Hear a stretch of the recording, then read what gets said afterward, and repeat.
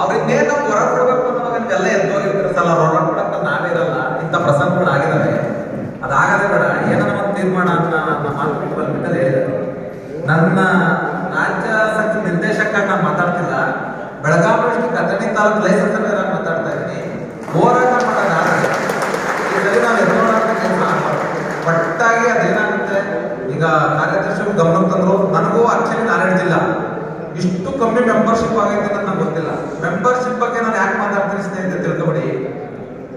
ನೋಡ್ರಿದ್ದಾರೆ ನಮ್ಗೆ ಅದು ಹೆಂಗೆ ದೇವರಿಗೆ ಸಿಕ್ಕಿದಾರೆ ಗೊತ್ತಿಲ್ಲ ಅಧ್ಯಕ್ಷರು. ನಾನು 15 ವರ್ಷದಿಂದ ನೋಡ್ತಾ ಇದ್ದೀನಿ. ಆ ಸ್ಥಾನ ವಹಿಸ್ಕೊಂಡು ಯಾರು ಜವಾಬ್ದಾರಿ ತಗೊಂಡೋಗ್ತಾರಲ್ಲ ಅವ್ರಿಗೆ ಜೇಬ್ ಕಟ್ಟೆ ಕಿಸೆ ಸುಡ್ತಲೇ ಇರ್ತೈತಿ. ಬೆಂಗಳೂರಲ್ಲಿ ನೋಡ್ಬೇಕಾಗ್ಲಿ, ಬೆಳಗಾವಿ ಬರ್ಬೇಕಾಗ್ಲಿ, ಯಾವುದೋ ಒಂದಕ್ಕೆ ಹೋಗ್ಬೇಕಾಗ್ಲಿ, ಮನೀಶ್ ಮೋಗಿಲ್ ಅವರು ಕಮಿಷನರ್ ಇದ್ದಾಗ ಅವ್ರು ಕೊಡ್ತಂತ ಅಂದ್ರೆ ಟಾರ್ಚರ್ ಅಂದ್ರೆ ಕೆಲಸ ಮಾಡಿ ಅಂತ ಒತ್ತಡದಕ್ಕೆ ಇಲ್ಲ ಸರ್, ಇವ್ರಿಗೇನಾದ್ರೂ ಒಂದು ರಿಲ್ಯಾಕ್ಸೇಷನ್ ಕೊಟ್ಟು ಇವ್ರು ಪರ್ಮನೆಂಟ್ ಮಾಡ್ಬೇಕು ಅನ್ನೋ ವಿಚಾರಕ್ಕೆ ಡೆಲ್ಲಿಗನ ಫ್ಲೈಟ್ ಹೋಗಿ ನಿಮಗೆ ಗೊತ್ತಿಲ್ಲ ಸತ್ಯ. ಅಲ್ಲೊಬ್ಬ ಹೋಗಿ ಅಧಿಕಾರಿಯಿಂದ ಹೇಳಿಸಂತ ಪ್ರಕ್ರಿಯೆ ಆಗಿದೆ. ಎಲ್ಲ ಮಾಡೋದು ಲೈಸೆನ್ಸ್ ಅವ್ರಿಗೆ ಏನಾದ್ರು ಒಂದು ಅನುಕೂಲ ಆಗಲಿ ಅಂತಲೇ ಮಾಡೋದು.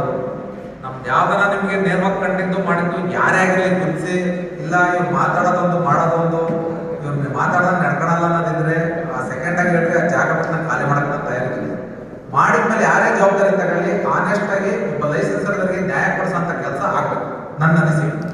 ರಾಜ್ಯ ಸಂಘದ ಪ್ರತಿನಿಧಿಗಳಿರಲಿ, ಆ ಜಿಲ್ಲಾ ತಾಲೂಕಲ್ಲಿ ಜವಾಬ್ದಾರಿ ತಗೊಂಡಿರಲಿ, ಈಗೇನೋ ಟೀಮ್ ಮಾಡಿದ್ರೆ ಅದರ ಜವಾಬ್ದಾರಿ ತಗೊಂಡಿರೋಂಥರಾಗಲಿ, ಕಟ್ಟ ಕಡೆದಾಗಿ ಇವ್ರ ಹತ್ರ ಹೋದ್ರೆ ನನಗೆ ಏನೋ ಕೆಲಸ ಆಗ್ತೈತೆ ಅಂತ ಯಾರು ಅನ್ಕೊಂಡ್ ಬರ್ತಾರಲ್ಲ ಅವನಿಗೆ ನ್ಯಾಯ ಸಿಗೋಂಥ ಕೆಲಸ ಮಾಡಂಗಿದ್ರೆ ಸಂಘಟನೆ ಒಳಗೆ ಮುಂದುವರಿಬೇಕು ನನ್ನ ಆಸೆ.